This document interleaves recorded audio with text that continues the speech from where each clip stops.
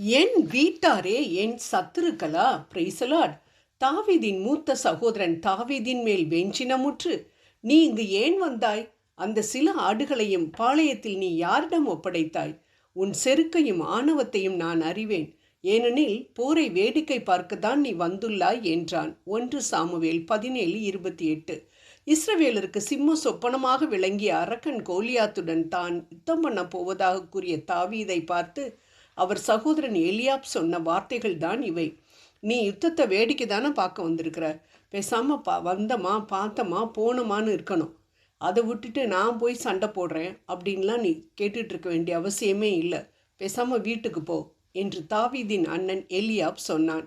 ஏனென்றால் அவன் உலகத்தான் திறமையை நம்பினவன். ஆனால் தாவீது இஸ்ரவேலின் தேவனாகிய ஆண்டவரை நம்பியிருந்தவர். அதனால் அவர் சொன்ன வார்த்தையை பாருங்கள். நான் ஒன்றும் சும்மா வேடிக்கை பார்க்க வரலனே, நான் இங்கே வந்ததுக்கு ஒரு நோக்கம் உண்டு. 29வது வசனம், இந்த கோலியாத்தை வீழ்த்ததான் ஆண்டவர் என்னை இங்கே அழைச்சிட்டு வந்திருக்கிறாரு என்று. அன்பானவர்களே, சிறு வயதிலிருந்தே நாம் இந்த தாவீது கோலியாத்து கதையை கேட்டு வளர்ந்திருக்கிறோம். நாம் எல்லோருக்கும் தாவீது கோலியாத்தை வென்றதுதான் தெரியுமே தவிர, எவ்வாறு தாவீது அதற்கு முன்பாக அவர் தன் அண்ணனோடு யுத்தம் பண்ண வேண்டியதாய் இருந்தது என்பது தெரியாது. தாவீதை குறித்ததான ஆண்டவரின் திட்டம் பெரிது. அது நிறைவேறக்கூடாது என்பதற்காக சாத்தான் பயன்படுத்தியது தாவீதின் சகோதரனை. நம்மை வேதனைப்படுத்தும் வார்த்தைகள் அநேக முறை நம் எதிரிகளிடமிருந்து வருவதில்லை. மாறாக நம்மை புரிந்து கொள்ள வேண்டிய நம் வீட்டார் மற்றும் நம் நண்பர்களிடமிருந்து தான் என்பதை நாம் மறுக்க முடியாது.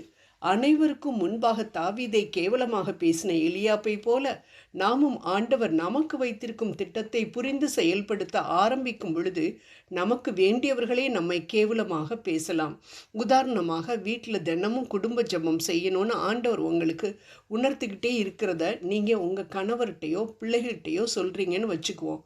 உடனே எதிர்ப்பு சாத்தானின் தூண்டுதலினால் உங்கள் வீட்டாரிடமிருந்தே கிளம்பும். ஏம்மா, நீங்கள் டிவி சீரியலும் சினிமாவும் பார்த்துக்கிட்டு இருந்தவங்க தானே, இப்போ என்ன புதுசாக பெரிய புனிதர் மாதிரி குடும்ப ஜெபம் பண்ணணும், கோயிலுக்கு போகணும் அப்படின்லாம் சொல்கிறீங்க? எங்களுக்கு படிக்க நிறையா இருக்குது, நீங்கள் ஒழுங்காக வீட்டு வேலையை பார்த்துக்கிட்டு இருங்க என்று உங்களது அருமையான நோக்கத்தையும் ஆண்டவரின் அழைப்பையும் நம்பிக்கையையும் கெடுப்பதற்காக பேசக்கூடிய வார்த்தைகள் தான் இவை. இவைகளை கேட்டு நாம் சோர்ந்து போய்விடக்கூடாது. இருதயத்தை பார்க்கக்கூடிய ஆண்டவருக்கு தெரியும் நம் நோக்கம். ஏனென்றால் அந்த விதையை விதைத்தவரே அவர்தானே. விதை நல்ல நிலத்தில் தானே விழுந்திருக்கிறது. அதற்கு தண்ணீர் ஊற்றாமல் அவர் விட்டுவிடுவார். இந்த இடத்தில் தாவீது தன் சகோதரனிடம் சண்டை போடவில்லை, தன் கருத்தை உறுதிப்படுத்த போராடவில்லை, ஆர்கியூ பண்ணவில்லை. மாறாக 30வது வசனத்தில் அவனை விட்டு அவர் விலகினார் என பார்க்கிறோம். இந்த இடத்தில் ஒரு முக்கியமான பாடத்தை நாம் தாவீதிடமிருந்து கற்றுக்கொள்ள வேண்டும். அன்பானவர்களே, தவறான மனிதர்களோடு நாம் சண்டை போட்டு கொண்டிருந்தோம் என்றால் சரியான யுத்தத்தை நாம் மேற்கொள்ள முடியாது. நம்மை கேலி பண்ணும், அதைரியப்படுத்தும், கேவலப்படுத்தும், கோபிக்கும் நம் வீட்டாரிடம் நாம் திரும்பி பேசி சண்டை போடாமல் அவர்களை தூண்டிவிட்டு அவர்களின் வழியாக நம்மோடு சண்டை போட்டு கொண்டிருக்கும் சாத்தானோடு தான் நாம் சண்டை போட வேண்டும். ஜெப நேரத்தை அதிகரிப்போம், உபவாசம் இருப்போம், இறை வார்த்தைகளை சொல்லி சொல்லி நம்மை நாமே திடப்படுத்தி அவனோடு சண்டை போடுவோம்.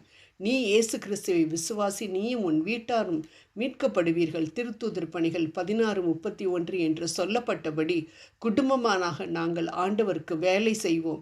நீ ஓடிப்போ எங்களை விட்டு என்று சாத்தானோடு சண்டை போடுவோம். நிச்சயம் நாம் தான் ஜெபிப்போம்.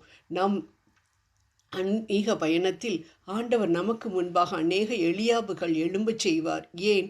நம் தாழ்மையை, நோக்கத்தை, மனதை, அழைப்பை சோதிக்க.